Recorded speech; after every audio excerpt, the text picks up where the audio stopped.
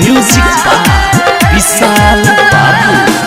अभी आप सुन रहे हैं जय श्री कैसेट कंपनी की प्रस्तुति।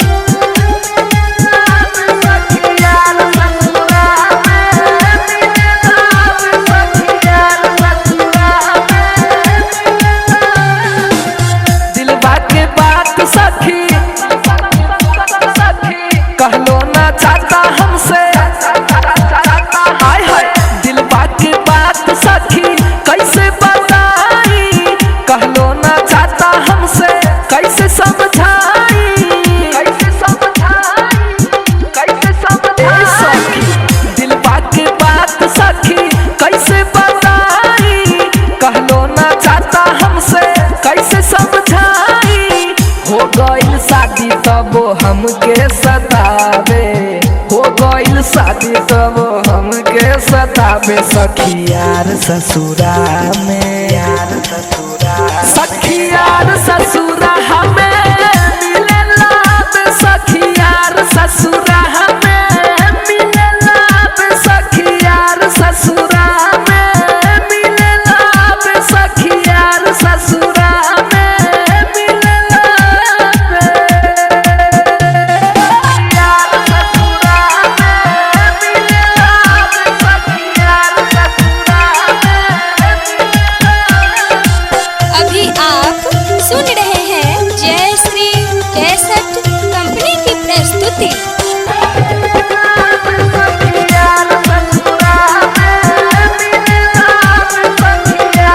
म्यूजिक बाय विशाल बाबू। मिले बिना ओकरा का चैन नहीं आवेला, सैया के नंबर पे फोन उ लगावेला, सैया के नंबर पे फोन उ लगावेला।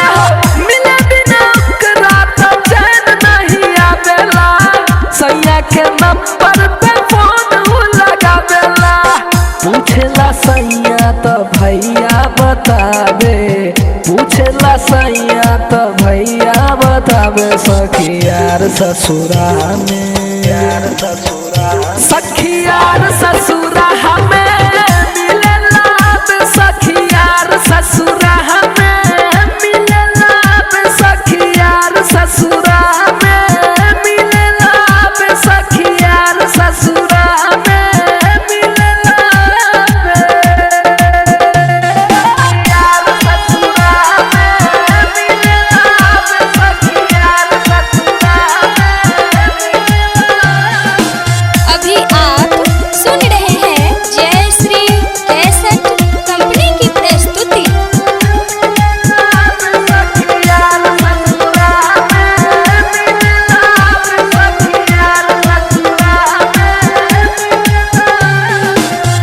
स्कूल के पीछे हमरा मिलल बोलावेला, देखी जे केहू हमरा डर बड़ी लागेला, देखी जे केहू हमरा डर बड़ी लागेला। स्कूल के पीछे हमरा मिलल बोलावेला, देखी जे केहू हमरा डर बड़ी लागेला। रोजे रोजे मिले के जगह बतावे, नया नया मिले के जगह बतावे सखी यार ससुरा में, यार ससुरा सखी यार ससुरा हमें मिलेला बे सखी यार ससुरा हमें मिलेला बे सखी यार ससुरा में मिलेला बे सखी यार ससुरा में मिलेला बे यार ससुरा में मिलेला बे सखी यार ससुरा में। अभी आप सुन रहे हैं जय श्री कैसेट कंपनी की प्रस्तुति।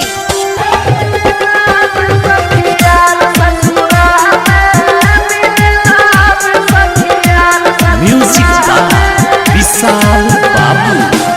काम के बहाने हमरा गाँव में हुआ बेला, राजा भास्कर संगे अंकु भी आवेला, राजा भास्कर संगे अंकु भी आवेला। काम के बहाने हमरा गाँव में हुआ बेला,